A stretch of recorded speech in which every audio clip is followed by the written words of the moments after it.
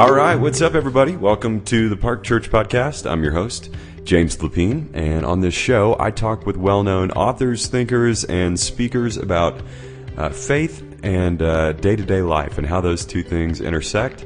So this month on the show, we have Jemar Tisby, who is the co-founder of the Reformed African American Network. You can find that at raanetwork.org.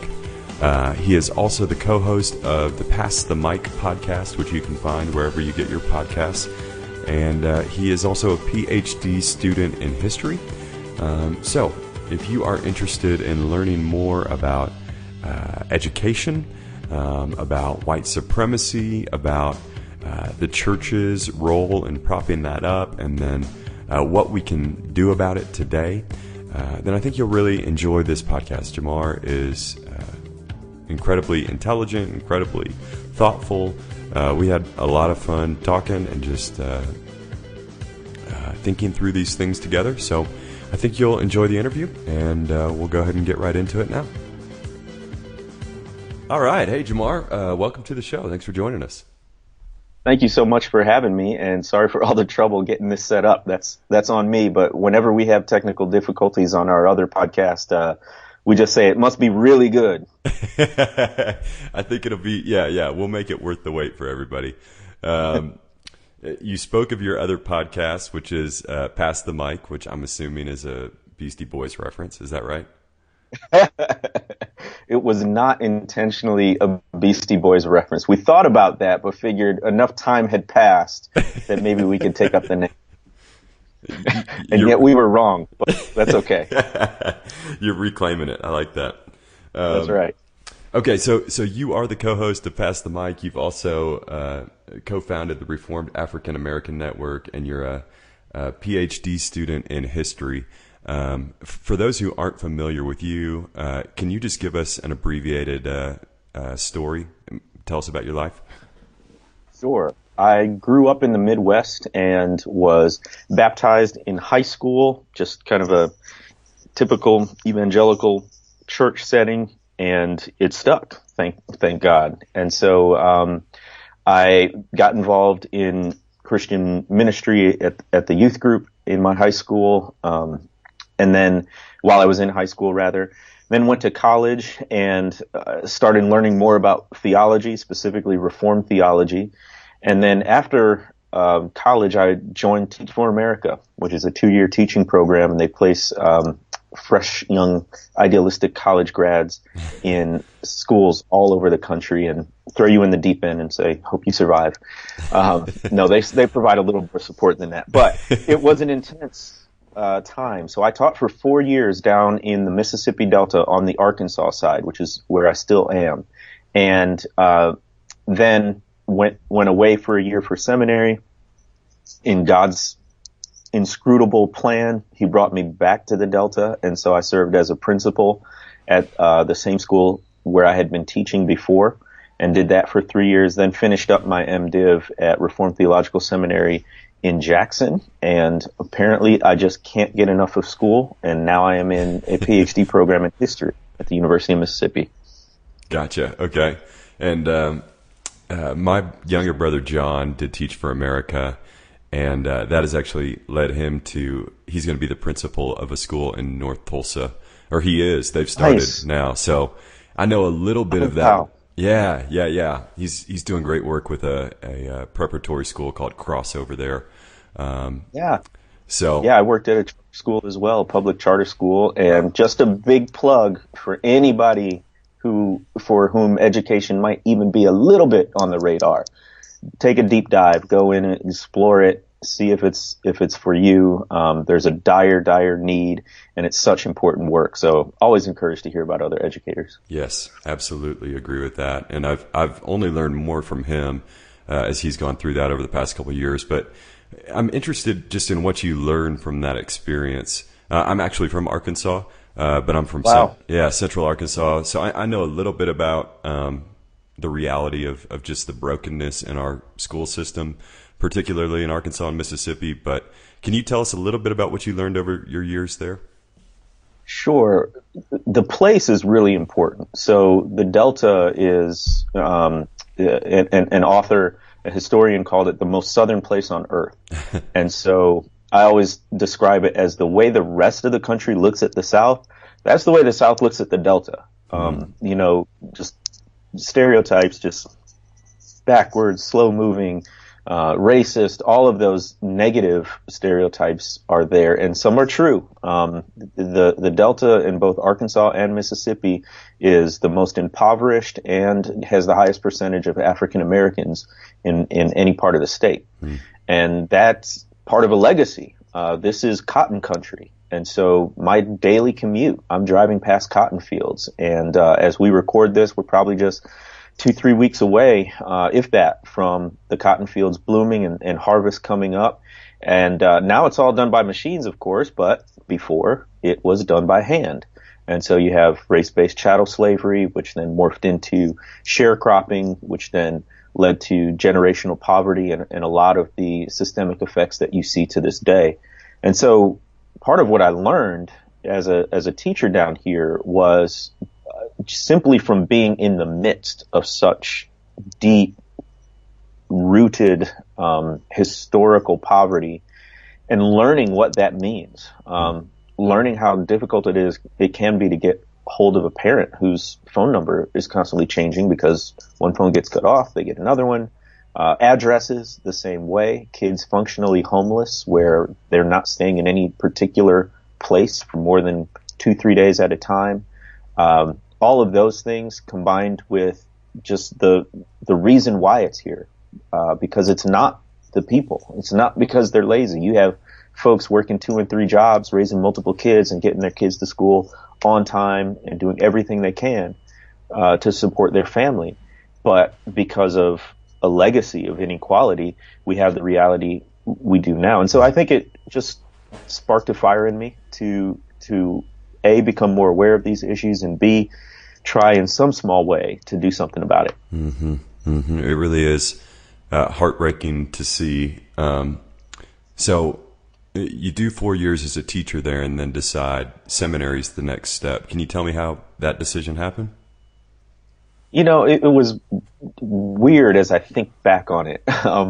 It wasn't a new decision. I had known since high school I wanted to go to seminary, which is odd because I was a high schooler. I had other things to think about, but it just always seemed to make sense to me that I would go and get some formal training in theology, because at that point I thought I would be a pastor. God has led me in some different directions. That's still open, but the seminary degree for sure was, I thought, just made sense to do. And so after several years of teaching, it just seemed like the right time. And so I started at RTS in Orlando, actually, and that was great. That gave me a little bit of a break from the intensity, the just day in, day out intensity of teaching in a low income area, and helped me get some perspective. But it just so happened that an opening came up at my old school. As our schools were expanding, the old principal, he had to become the superintendent, and so that left a vacancy, and I was like, well,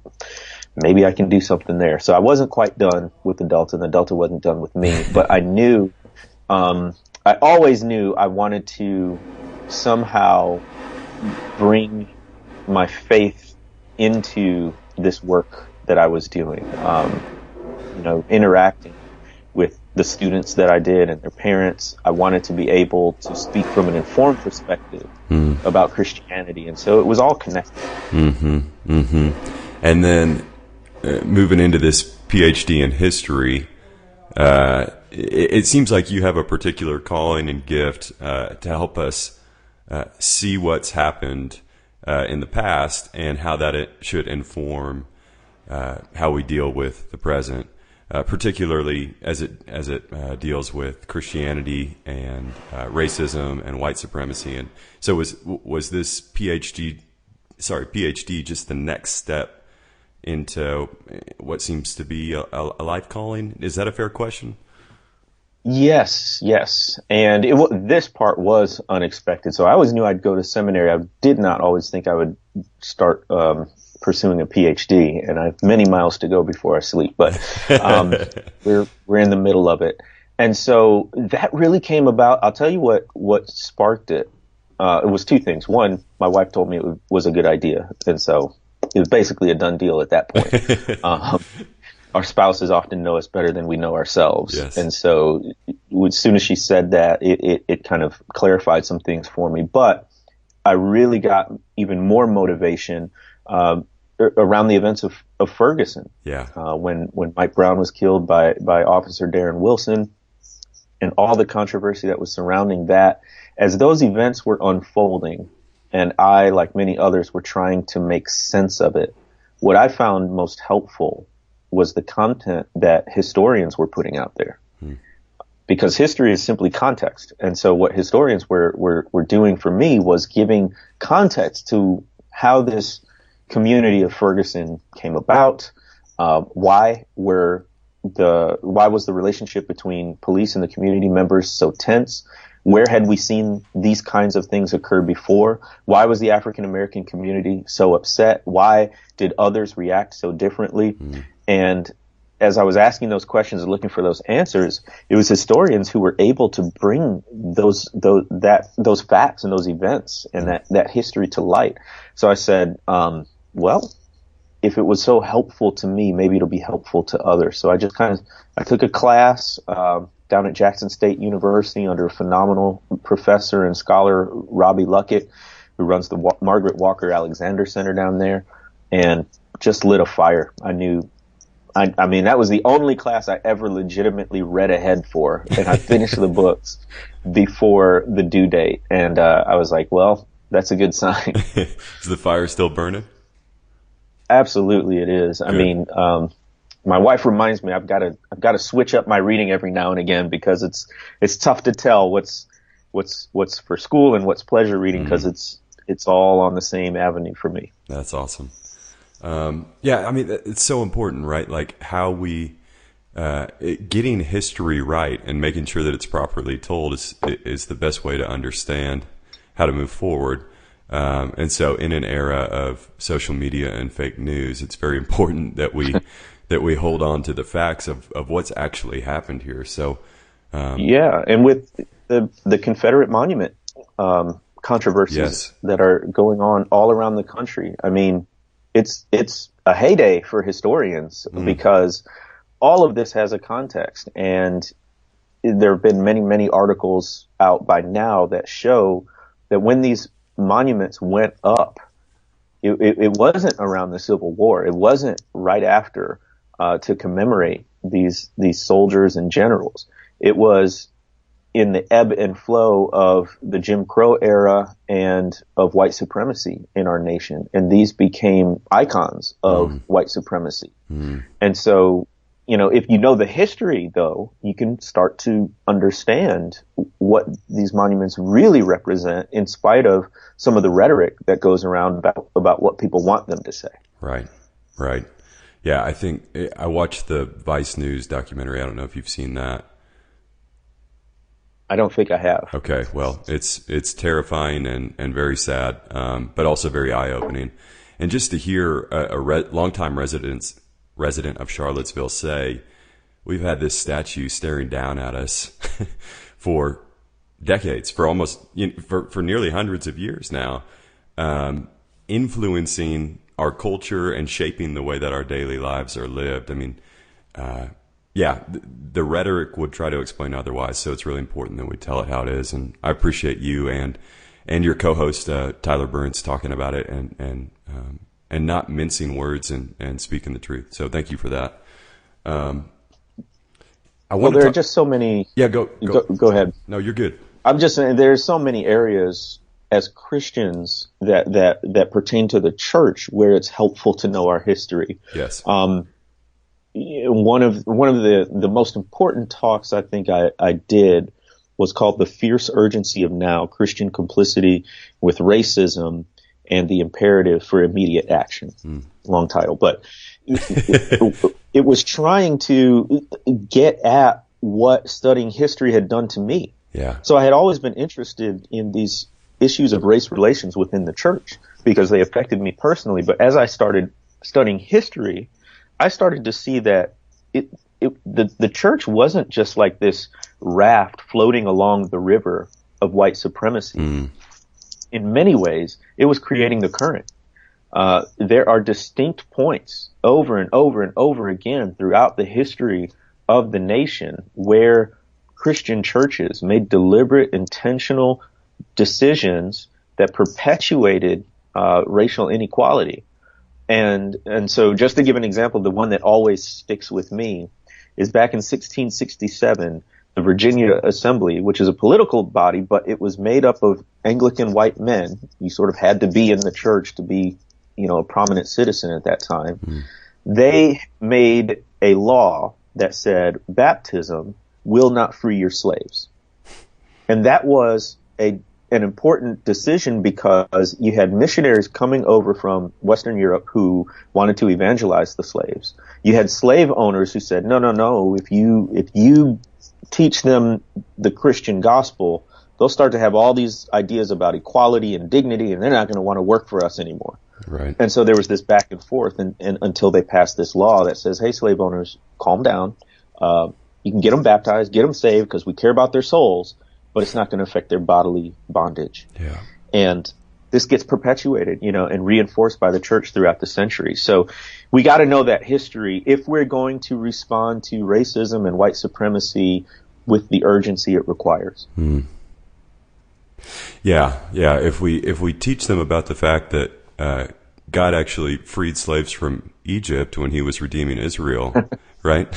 Good point. That might be eye-opening to them. I mean, that was perfect, actually. My next question was just to tell you, we are a church here in Denver that is at least 90% white. We're longing to grow in self-awareness and to learn about the urgency of the now and what we can do. So I was hoping for a little bit of a history lesson, and that's a good intro. I would recommend that everyone listen to the talk that you've referenced. It's breathtaking. It's eye-opening. It's very convicting. And that's available as a bonus podcast on your feed, that's right? Right. Yeah. Okay. Yes. So check that out there on Pass the Mic. Any other resources that come to mind that help us see this more clearly? I've got a blog series, a 3-part blog series on the Reformed African American Network, raanetwork.org. And it's called The Image of God in the African American Experience. And what I'm trying to unpack there, I go from basically colonial era up to the present, very briefly, obviously. But what I'm trying to unpack there is the particular ways the image of God has been defaced in people of African descent because of racism in America. And so obviously I explore the doctrine of the image of God as a biblical teaching and how that pertains. But then I also walk through the ways that has not been honored historically. And then the way folks responded, the way African Americans have tried to recover some of that dignity. And so there's that 3-part blog series, The Image of God in the African American Experience. The first book I always recommend for these kinds of topics is Divided by Faith by Michael Emerson and Christian Smith. Okay. Have you read that one? I haven't. You're going to love it. It's going to put words to so many of the dynamics that we see. What I like about it is it diagnoses the problem. It starts with the question of why are our churches segregated racially today? And then there are 2 sociologists, so they explore it through surveys and interviews, and they basically come up with the cultural and theological tools that white evangelicals have actually tends to reinforce segregation, even though their stated commitment is toward racial reconciliation. And so it's a fascinating study about, how ideas of individualism and personal responsibility and all these different things actually play into what keeps us separated by race. So that's a great quick read, and I think it's foundational for exploring these issues. And that's Divided by Faith. Mm-hmm. Okay, great. So we'll link to that book and to your blog posts in the show notes. So listeners, if you want to check those out, you can find those there. Okay, people who know me know that I normally like to ask quick and to the point questions. I don't like to wax poetic. But I feel like I need to set this one up just a little bit. So just give me a sec as I try to. I wrote this out and ran it by some people, and I think I understand what I'm trying to ask. But yeah, I'm just going to run with it. Take your time. Okay, cool. So I really like what you and Tyler had to say about tone policing in your one of your latest episodes of your podcast. And I know that you desire to speak the truth in love, and that people will be upset when you do. I do think there are folks at our church who have left because of the ways that we've talked about racism. We've called it what it is. We've called it a sin. And obviously what we saw in Charlottesville was a gut-wrenching display of this. So it's crucial to say all of these things, and I think to say them from the pulpit. We've done that. But also we've talked with minorities in our church who have wondered what we're going to do about it. So it's great that you guys keep talking about it. What are you actually going to do about it? I interviewed John Bryson. I don't know if you're familiar with him. He's out of Memphis. Sure. He told me to start multi-ethnic with our church leadership, which we didn't do. So we're at a deficit there. I interviewed Mark DeMaz out of Little Rock. He said, figure out the one step that you can take towards seeing all tribes, tongues, and nations worshiping together in your particular context, and just take that first step. And I think a lot of it starts in the everyday, just confronting the racism you see around you, entering into contexts that are unfamiliar, meeting people and listening to them. So I say all of that to say, I know that the church that you attend is multi-ethnic.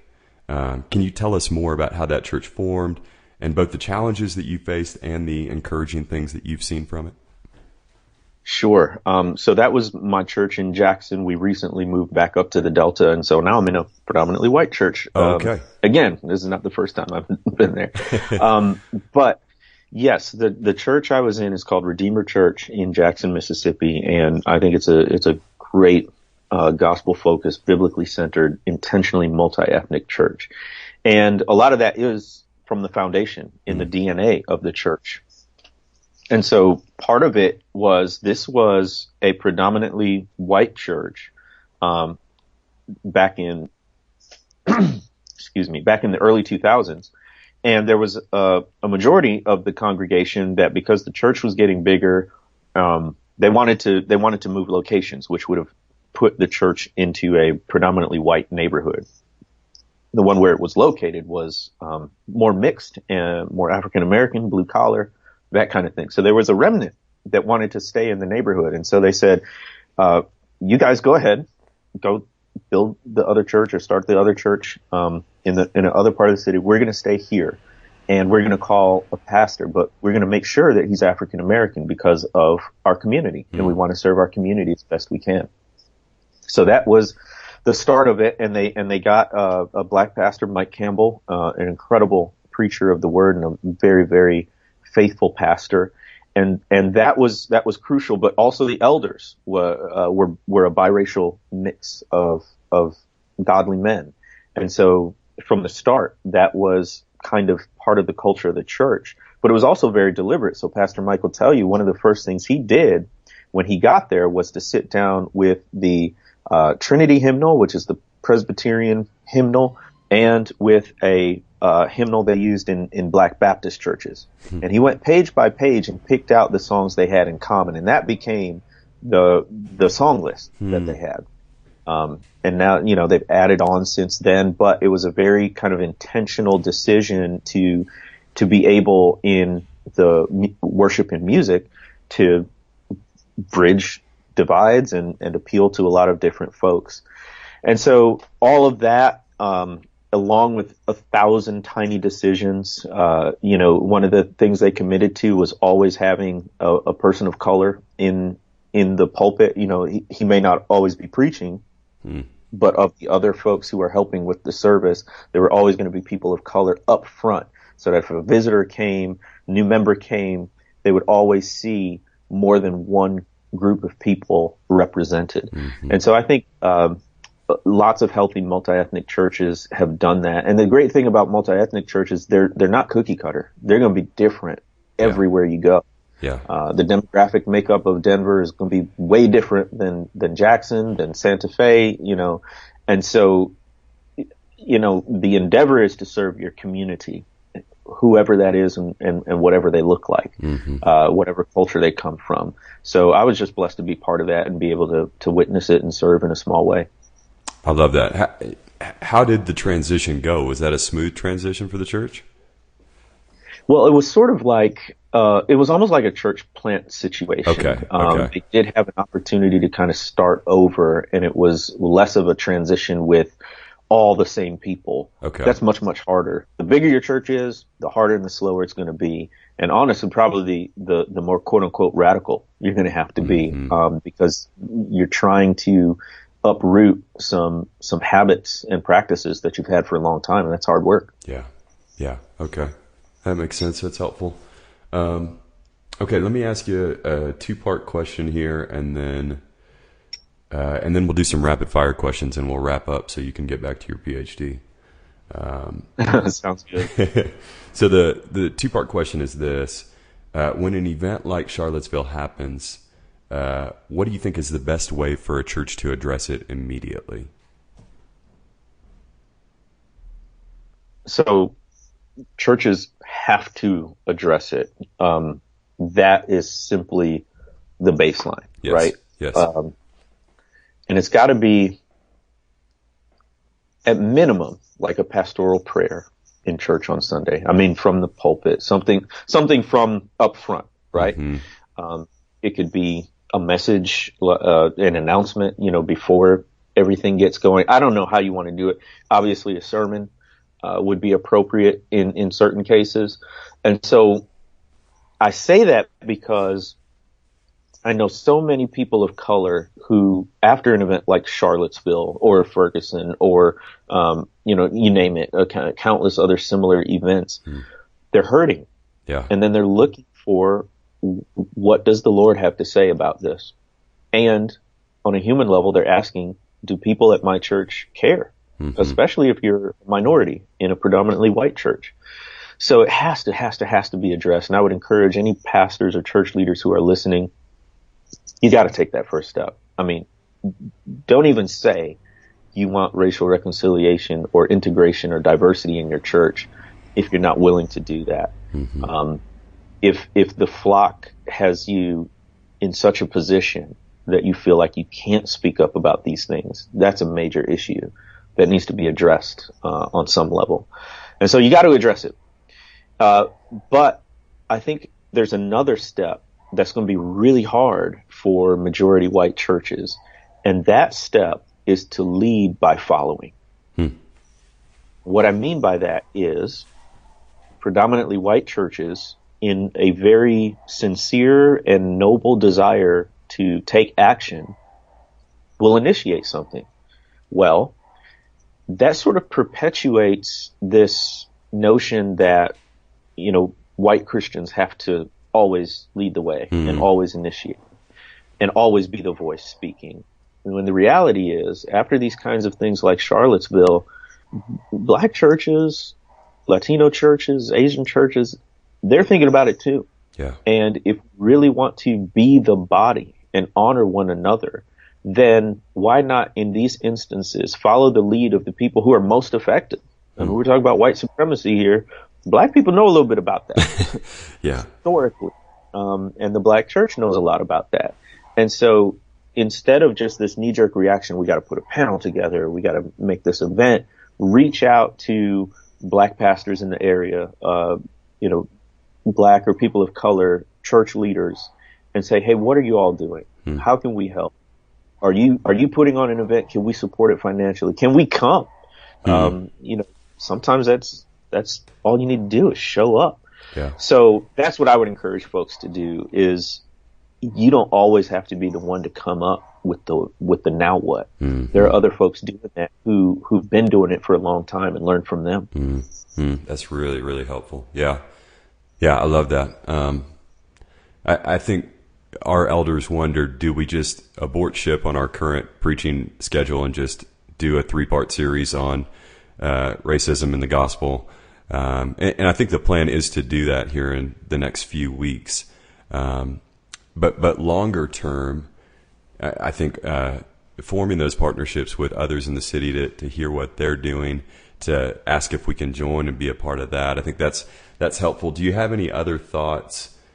Obviously, this is a long-term thing. This isn't something that we're going to fix in Denver tomorrow.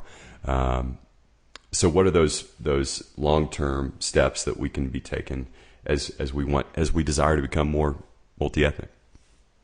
Yeah, I'll just do kind of rapid fire here as things come to mind. One of the things is for preachers, switch up your illustrations and applications. Okay. Probe minority communities' narrative stories for illustrations and application. They don't always have to come from either your own personal experience or sort of the usual suspects, like, you know, a C.S. Lewis or whomever. There are black preachers and theologians all over throughout history and in the present day. There are examples from minority communities that can be helpful. And so that kind of a thing where it's not overt, you don't have to do a whole sermon on race, but what you can do is be inclusive in your preaching. And it's subtle, but it softens up folks to be able to hear those stories and understand that other people's experiences have weight and count for the pastor. So that's one little thing. Another thing, which is simple but it never gets old, is financially support minority ministries. There are a lot of good ones out there, like the Jude 3 Project with Lisa Fields is doing apologetics in the African American context. It's a wonderful ministry that's just getting going. Obviously, ran and passed the mic.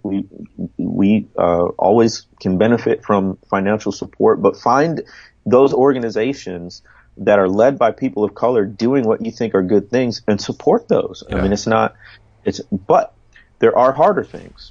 And I'm convinced that Sunday, we're not going to see diversity on Sunday unless we have diversity Monday through Saturday. Yeah. And that falls heavily on some very personal decisions, namely where we choose to live and where we choose to go to school or send our kids to school. If you want to, especially as a white person who's in the majority, so it's kind of harder to get meaningful interaction with minorities, you're going to have to make some difficult choices, whether that means you move or perhaps you stay in a neighborhood where the demographics are changing. But where you live is going to give you a different set of concerns because your community is going to be different. Yeah. And that's going to help you think differently. And also schools are a huge area of socialization. You know, we started talking about education at the top of the show, and here we come again, because whether you're the student or someone you know or your child is the student, it's going to put you in a social network. And if those networks are homogenous, you can guarantee your life's going to be homogenous. It's going to be much, much harder for you to interact with people who are different.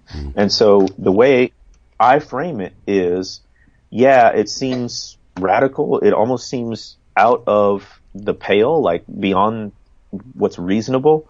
But if you think about a little girl named Ruby Bridges, was 6 years old, and her parents decided they wanted her to integrate a school in New Orleans. It was made into a movie. Norman Rockwell painted a picture of it. Those parents and that family made a massive sacrifice for their child to go to this all-white school, where as soon as Ruby Bridges was enrolled, all the white parents pulled their kids out. And she had to be on armed protection to go to school. She's 6 years old. She's still alive. If black parents and black families had to make those sacrifices for the sake of integration and equality, why wouldn't that fall on white families as well? In very similar cases with residential segregation, there always had to be that black family that was a pioneer. There always had to be the family that would, the tactics they resorted to keep residential segregation were just draconian. They would set up rotations of people to drive by a black person's house and honk the horn all through the night so that they couldn't sleep. Obviously, they would do drive-bys and shoot up the house, burn crosses. They would leave trash on the lawn. But there always had to be that family that was willing to say that this principle is important enough that we're going to put our whole family get our whole family involved in this mission. And I just think that the problem of racism and segregation is deep enough that we're not past those times, and that white families and white communities are going to have to think in those terms at some point. Amen. Amen. I love that. And interestingly enough, Malcom Gladwell did a recent podcast about the history of Brown versus Board of Education. Have you heard this? I did. Okay. It sounds I didn't agree with one. Oh, you have thoughts on it? I do. Do you want to give them to me?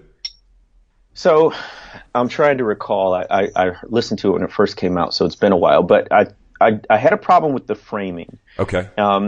He quotes the judge's written decision on it. Yeah. And that's the decision where they said segregation is inherently unequal. And I think Gladwell's basically, as I recall, making the point that the judge framed it in kind of interpersonal terms and didn't talk about the systemic structural aspects of segregation, which then set school desegregation on a trajectory of not really dealing with the core issue, which is residential segregation, funding, those kinds of things. I disagree with that because the entire decision was addressing a systemic issue. It was telling all public schools, you have to allow African Americans and people of color into any school, any public school. That is a systemic issue. And so I think there are other roots to the problem. I think it was a valuable exploration, but Malcom Gladwell's from Canada. I don't know how much he has delved deeply into racial dynamics in the U.S. and especially in the South. So some of that to me came out. Sure. What was interesting to me was after the decision was handed down, you saw these schools, a lot of them joining together, and then the white superintendent or white principal wouldn't take any of the black teachers from the schools that were joining. Do you remember that part?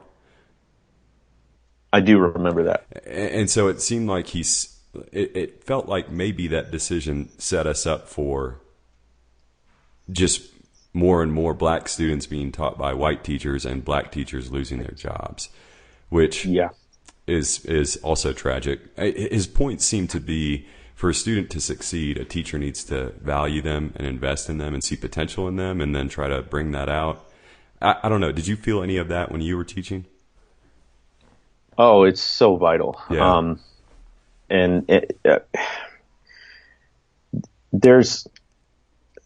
I just can't make a strong enough argument for African Americans and other people of color to get in the classroom and get in front of kids. When I was growing up, I didn't have a single African American teacher till, I want to say, junior year of high school, my typing teacher. And then I only had one African American teacher throughout all my college career. I had 0 African American teachers in seminary. And that makes a difference. I mean, obviously I got through it all, but especially as a younger kid, when you can look up front and see someone who looks like you, then you have a vision for what's possible for you. And when you don't see that person, you start to make all these interesting associations. Like you start to associate authority and power with whiteness. And you start to think that white people, not just in your classroom or your school, but throughout all of society, are the ones who are quote unquote supposed to be in charge. Yeah. And it doesn't just affect minorities, it affects people in the majority too. You start to believe it.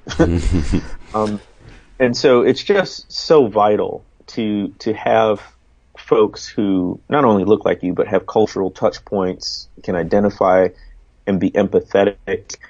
The reaction from students and parents, for better or worse, it was just so different when, our school was 98% African American, and it was just helpful, particularly on the front end, to help build trust and disarm people. Now I say that and I immediately follow up and what people are looking for is people who love and care about them no matter what you look like. Yeah. And so I've seen some of the most effective teachers be completely for the culture different race, different ethnicity, maybe even English as a second language, they become beloved by the kids and families because of the way they care for the kids. So it's not a deal breaker at all, but it is something to pay attention to, and something I think that schools, particularly Christian schools, should be actively recruiting teachers of color. Yes, makes sense. Okay, great. Let's close out with a few rapid fires, and then I'll get you out of here. First one is this: favorite TV show, movie, and or book that you've watched or read recently. My go-to is The Bourne Identity. Okay. I love that whole trilogy of films. Nice. 3 books by African American authors that everyone at our church should read. Yes.